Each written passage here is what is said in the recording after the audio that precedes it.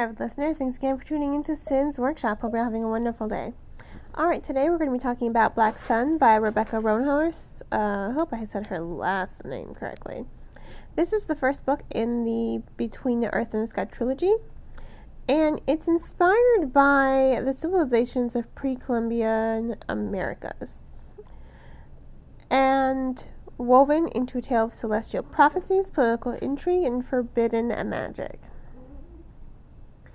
So, let me just say this was a great book. I will just say this. The beginning was a little bit of a slow start, mainly because we're establishing our characters. There are three central characters. There is the Sun Priest, there is Serapio, and there is Ziala. Ziala is kind of like a siren. She is what you would call a teak, and she can sing to the ocean. And there are legends that her kind can become true daughters of the ocean by turning into, mermaids.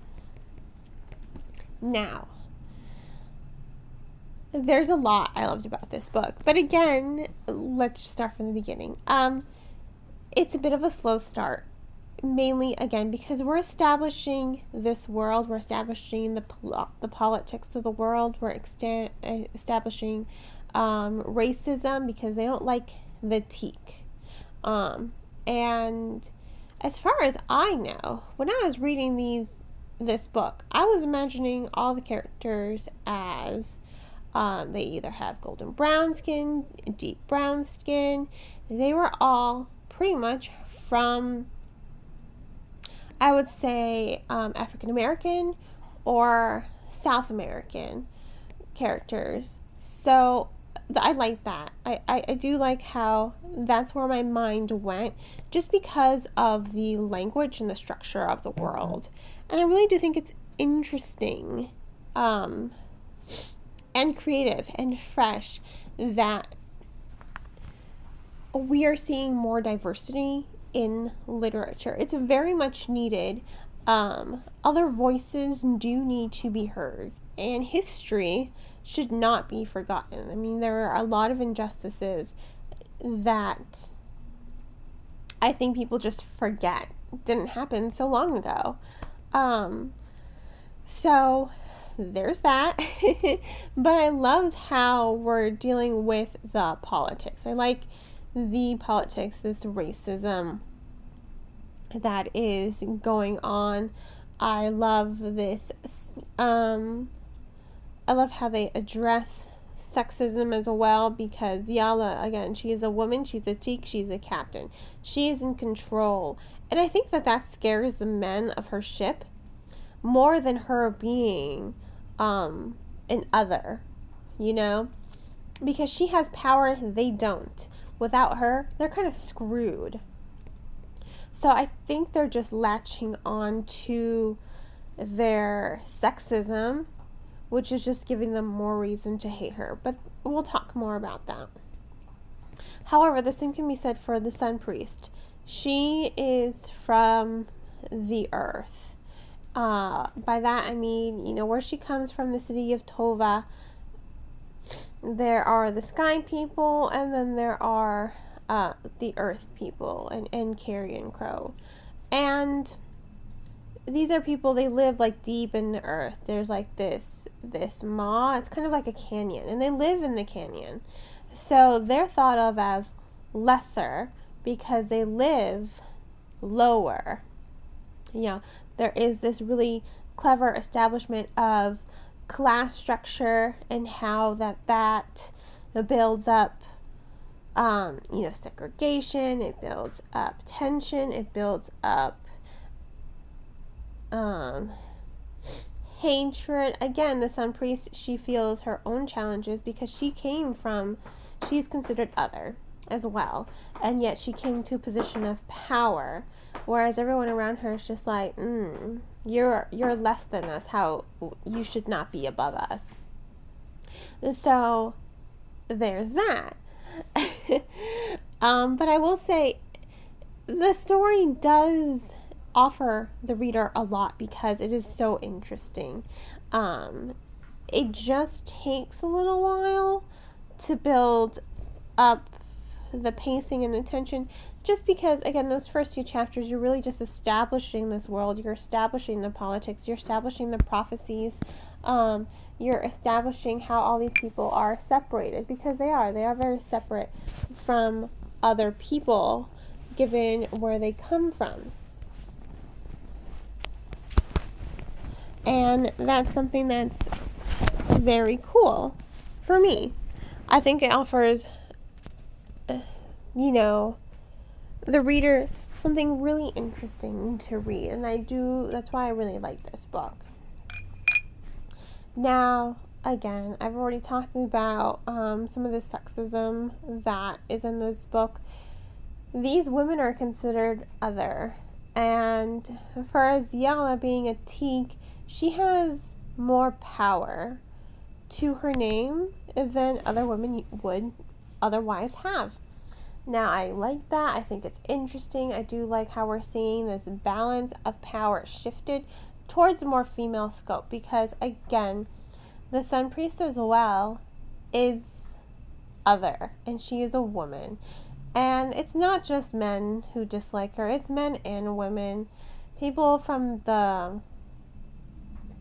who are her Sky Maid, they don't like her because she is from the earth.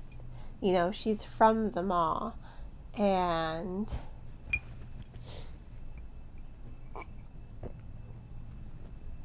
that was something very interesting to see. I liked that. And I like how she, pardon me, I like how she's facing other challenges as well.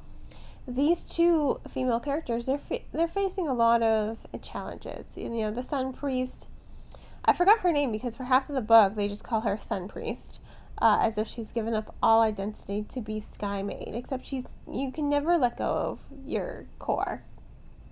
And you should never forget where you came from. And when she reunites with her brother later on, you can see she has forgotten where she came from. She has neglected. They're like, oh yeah, you like to still say you're from the earth, but you're not. She doesn't have a sense of home anymore, because she's not Sky Maid, so she'll never have a home up there. She'll never be 100% accepted. And she's left the Maw. And because she left the Maw, she's kind of forgotten her people. So, and the struggles that they face, and her brother really does hand it to her, like, our father was in debt, you got to leave. Me, however, I had to work in the pleasure houses to pay off his debt. So, he doesn't shy away from telling her what's what. So, that was a pretty intense moment in the book, and I was just like, ouch. She got burned because she's forgotten. She doesn't see the struggles the people in the Maw are going through. It's like she sees, but she's not really registering it. Like, oh, I really should be doing something about that. Oh, wait, I'm Sky Maid now. Not my problem. That's kind of her. Not saying she's a bad person, but I think it's very human to forget where you come from when you move on to something better. I think it's very human, because a lot of people, they do want to forget where they come from. It's either very sad, it was either very destitute. You can't fault people for that, I don't think. Because the same thing with the Sun Priest. You feel for them. Like, they have these bad memories. People want to forget their bad memories. I'm of the opinion that you should just face your bad memories and they'll just make you stronger. Like her brother. He's a scary guy. Not saying that that's better. Maybe he's become like the people he hated, but, he is stronger. He is working to, in a way, not, perfect. It's imperfect. But in a way, he is working to make his home better. It's, again, not perfect. He is a lot corrupt, actually. But he hasn't forgotten that pain. And he doesn't want other people to forget that pain. And he just wants to remind the people in power, like, you guys are the one causing us the pain. So why should I give a damn about you? I can't fault him for that either. The characters are very complex. They are very complex. They are shades of gray. And I like that because humanity is not black or white. It is, there are black or white things. I think we're seeing it a lot in media. Oh, I thought my taser was a gun. Yeah, I still think that's bullshit, but okay. That's just an example. There are things that are black or white. There's no gray in that statement. That is a black or white statement. It's like, that's not a mistake you should be making. But I think humanity as a whole, we are complex people. We sometimes do morally objectionable things for others. Les Mis, he stole bread to feed his family. He did theft. Theft is bad, but he was trying to feed his starving family. That's good. Shades of gray. That's just an example. These characters are nothing but shades of gray. They do some bad things, some good things, but I can't say any of them are evil. Even God, I just had his name. Here it is. Serapio. He is supposed to be the Carrion God reborn, which means he has to kill some people. But when you see the way that the Carrion Crow clan is treated, you're just like, okay, yeah, we definitely need a change. We definitely need a revolution. If he wants to let this god out in the world, then sure, why not? Maybe it'll teach some lessons. So when you're reading it, that's kind of where you're at. You become a morally gray character. For these morally gray characters, you understand where they're coming from. You empathize with them, you pity them, you sympathize, you feel for these characters. There's just so much emotion in the story that I didn't hate anyone. There were times I was just like, ooh, you totally deserve that. But at the end, like, I don't want them all to die. I want them to just prove, these three characters, I want them to prove to society as a whole, like, we're better than what you think we are. We're better than what you make us out to be. It's like, we're better than you, all high and mighty and whatever. Pardon me. So I think that that's very interesting, and I love that is where the story's going. I think it's definitely worth reading because of that.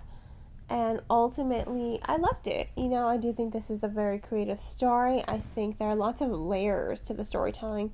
There's lots of layers to the pacing, and lots of layers to the characters. It was truly a magnificent book for me to read, and I'm very excited to continue this series. And I highly recommend it. So I'm going to give Black Sun 4.5 out of 5 stars. Not quite 5, but I think the next book will probably be a 5 because this book was so close. It really was. I can't pin down what exactly is keeping me from giving it a 5, but I just can't. It didn't quite blow me away.